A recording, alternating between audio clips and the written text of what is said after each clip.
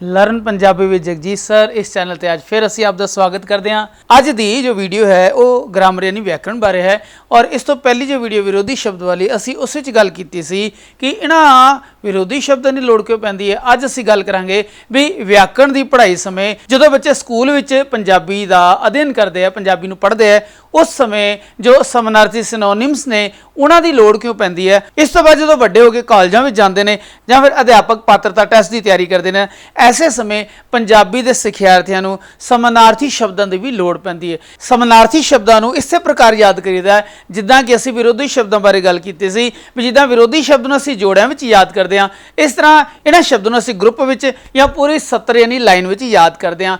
बड़े सारे शब्द पंजाबी विच समानार्थी ने। यह जो समानार्थी शब्द ने यह पंजाबी किधरों आए ने। जो असीं पंजाबी की गल करते हैं तो सानूं पता है भी पंजाबी का जो शाब्दिक हाजमा है, नवे शब्द नूं ग्रहण करना और उसनूं वरतों करना, यह बहुत अमीर बहुत चंगा है। इस करके पंजाबी भाषा विच जो असीं पुरातन काल तो देखते हैं हुण तक देखते हैं, पंजाबी भाषा विच उर्दू, फारसी, अरबी के शब्द भी उस तरह शामिल ने, एक्सैप्टेबल ने, सानूं मंजूर ने। इस दे नाल नाल जो भारतीय भाषावां ने जिद्दां संस्कृत है, ब्रज भाषा, अवधी भाषा है, इस तरह जो होर भाषा ने उन्हां दे शब्द भी पंजाबी समान रूप से स्वीकार्य ते प्रयोग किए जाते हैं। जो असीं गुरबाणी बारे देखते हैं, गुरबाणी का अध्ययन करते हैं, उस बड़े सारे समानार्थी शब्दों का प्रयोग मिलता है। एक शब्द बहुत सारे बदल यानी सबस्टिट्यूट जिहड़े ने वो सानूं गुरमुखी यानी गुरबाणी विच भी मिलते हैं। हुण इत्थे ध्यान देण जो गल है भी किसी भी भाषा का हर शब्द उहदा कोई ना कोई बदल यानी सबस्टिट्यूट हुंदा है, उहदा कोई ना कोई पर्यायवाची हुंदा है या समान अर्थां वाला शब्द हुंदा है। यह जो शब्द ने विशेषकर नाउंस यानी नावां नाल और एडजैक्टिव यानी विशेषणां नाल संबंधित हुंदे ने। इन्हां शब्दां विच जो दिता गया शब्द है उस शब्द दे भौतिक गुण, अंदरले गुण या बाहरी गुण उस विच झलकदे ने। इस तो भाव है उस दिते गए शब्द नाल इस वरतों किए जाने वाले समानार्थी शब्दों का बहुत नेड़ला बड़ा क्लोज संबंध होंदा है, बड़ा क्लोज रिलेशन होंदा है। हुण जे किसी भाषा की अमीरी असी देखनी है तो सानूं पता होना चाहिए भी उन्हां विच रचे जाने वाले दूजे शब्द नूं लैके नवे प्रयोग होने शब्दों की जो गुण है वह बहुत होना चाहिए। जिद्दां असीं पंजाबी भाषा की गल करते हैं तो पंजाबी भाषा एक बहुत अमीर भाषा है जिस विच पंजाबी खेत्र के नाल जो होर नेड़े दे या दूर के खेत्र ने उन्हां दीयां भाषावां नूं भी उन्हां दे शब्दां नूं भी असीं इन बिन या थोड़ा बहुत चेंज करके बदलाव करके अपनी भाषा दे बोलण यानी असीं बोलण कौशल विच उसका प्रयोग करते हैं। हुण असीं व्याकरण विच या आम बोलचाल विच इन्हां समानार्थी शब्दां यानी पर्यायवाची शब्दां का प्रयोग क्यों करते हैं? क्योंकि इस नाल साडे शब्द भंडार विच वाधा हुंदा है। दूजी गल है इस नाल असीं अपनी गलबात नूं प्रभावशाली बनाने हैं। इक्को शब्द बार बार दोहराव तो उस बोरीयत तो बचन का उपराला करते हैं। जो असी इस समय अपने बचपन समय पंजाबी जमात दीयां गल्लां याद करते हैं, सानूं पता है भी सानूं साडे अध्यापक इक्को वारी इक्को साहे विरोधी शब्दों के जोड़े याद करांदे सी और पर्यायवाची यानी समानार्थी शब्दों के पूरी पूरी सत्तर जो सी जिस विच दो नहीं तीन नहीं सगों चार या पांच इस तो भी ज़्यादा शब्दों नूं समानार्थी तौर पर याद करांदे सन।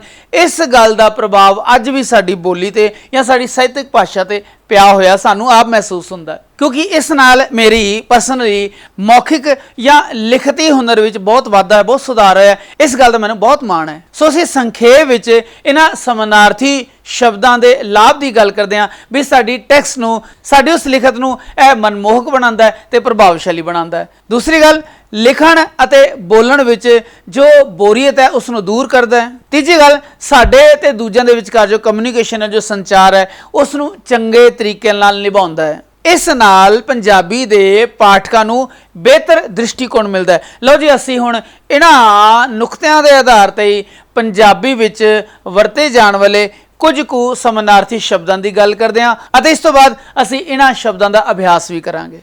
लो जी स्क्रीन ते देखो असीं समानार्थी शब्दों की प्रैक्टिस यानी अभ्यास नूं शुरू करते हैं।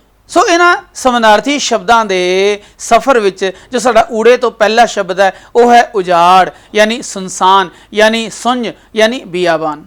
जो असीं दूजे ऊड़े तो उपकार शब्द की गल करते हैं तो उपकार का मतलब है नेकी करनी, भलाई करनी, मेहरबानी करनी। जो असीं उपयोग शब्द नूं लैंदे हां उपयोग तो भाव है लाभ, उपयोग तो भाव है वरतों, उपयोग तो भाव है लाहा। उस तो बाद चौथा शब्द है साडा उपासना यानी पूजा। उपासना का मतलब है प्रार्थना करना और उपासना का मतलब है आराधना करना। अगला शब्द है उम्मीद, ऊड़े तो उम्मीद तो भाव इच्छा, उम्मीद तो भावे आस और उम्मीद तो भावे कामना। फिर असीं गल करते हैं उपद्दर की। उपद्दर का भाव है हंगामा करना, हुल्लड़बाजी करना या खरूद पाना। एक शब्द है उग्गा। उग्गा यानी मशहूर, उग्गा तो भाव है प्रसिद्ध, उग्गा तो भाव है नामी। इस तरह ऊड़े तो बनता है उजाला। उजाला यानी चानना, प्रकाश, लो। इत्थे लो की जो स्पैलिंग है ध्यान नाल देखो। अगला उजाला का जो मीनिंग है वह है रोशनी। फिर शब्द आता है उस्ताद। उस्ताद का मतलब है गुरु, उस्ताद का मतलब है अध्यापक, उस्ताद का मतलब है सिक्खक। असीं गल करते हैं अदब की, ऐड़े ते आ जाने। अदब जो शब्द है उस तो भाव है इज्जत, अदब तो भाव है मान, अदब तो भाव है सत्कार। एक शब्द है अधिक। हिंदी का शब्द है अधिक दे जो समानार्थी जो पर्यायवाची पंजाबी के शब्द ने। अधिक तो भाव है बहुत, अधिक तो भाव है चोखा, अधिक तो भाव है ज्यादा। फिर शब्द आता है अपवित्र यानी अशुद्ध, नापाक, गंदा, गलीज भी कह सकते हैं। असल, असल जो शब्द है उसका समानार्थी पर्यायवाची है असल तो भाव है मूल, असल तो भाव है बीज, असल तो भाव है जड़ और असल तो भाव है यथार्थ।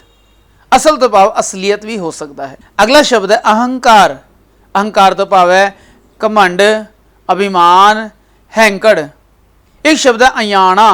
अयाणा तो भाव है बच्चा, न्याणा, बालक ਜਾਂ बाल। अगला शब्द है अंत। अंत तो भाव है ओढ़क, अंत तो भाव है छेकड़ यानी अखीरला और अंत तो भाव है अखीर। अंत तो भाव सिरा भी हो सकता है। अगला शब्द है उन्नति। उन्नति तो भाव है तरक्की करना, खुशहाली और प्रफुल्लता। अगला शब्द है उपमा। उपमा तो भाव है उस्तत, उपमा तो भाव है प्रशंसा और तारीफ। उस तो बाद है शब्द उपराम। उपराम तो भाव है उदास हो जाना, मन उचाट हो जाना या मायूस हो जाना। उपराम दे समानार्थक शब्द ने उदास, उचाट, मायूस। अगला शब्द है उमंग। उमंग का भाव है इच्छा, ख्वाहिश या तांघ। उल्टा। उल्टा तो भाव है पुट्ठा या विरुद्ध या मुद्दा। एक शब्द है ओपरा। ऊड़ा खुला है। ओपरा तो भाव है पराया, बेगाना, परदेसी या अनजान भी कह सकते हैं। एक शब्द है उज्जल। उज्जल तो भाव है शुद्ध, उज्जवल तो भाव है निर्मल, उज्जवल तो भाव है साफ। एक शब्द है उद्यमी।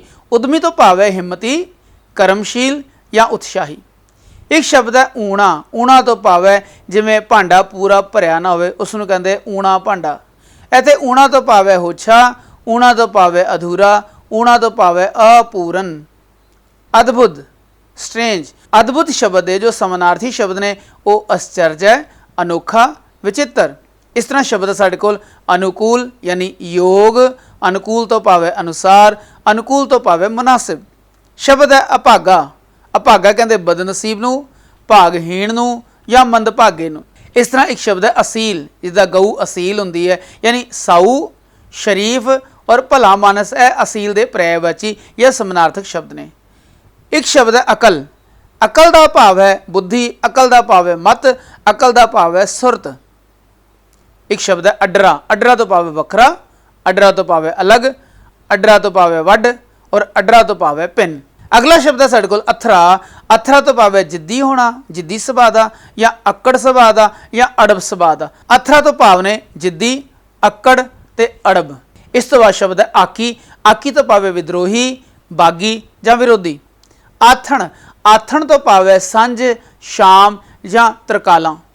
अपना तो भाव है जाति, अपना तो भाव है निजी, अपना तो भाव है शख्सी यानी पर्सनल। अगला शब्द है आम। आम तो भाव है मामूली, आम तो भाव है निर्विशेष, आम तो भाव है साधारण। ऐड़े तो शब्द है अगला असमर्थ यानी कमज़ोर यानी लाचार यानी मजबूर। एक शब्द है आदर। आदर तो भाव है सत्कार, आदर तो भाव है मान, आदर तो भाव है इज्जत, आदर तो भाव है वडियाई। अगला शब्द है अर्थ। अर्थ तो भाव है मतलब, भाव, मंतव। साढ़े कोल ऐड़े तो शब्द है अवगुण। अवगुण तो भाव है बुराई, दोष, ऐब। इस तो इलावा साढ़े कोल बड़े सारे शब्द ने जिसनों असी स्क्रीन ते देखांगे। उस स्क्रीन नूं तुसीं स्टॉप करके रोक के उसका स्क्रीनशॉट लो ते इन्हां पर्यायवाची यानी समानार्थक शब्दां नूं चेते करो, लिखो। सो स्क्रीन ते शुरू होंदे ने यह शब्द, इस नूं नोट करते जाओ।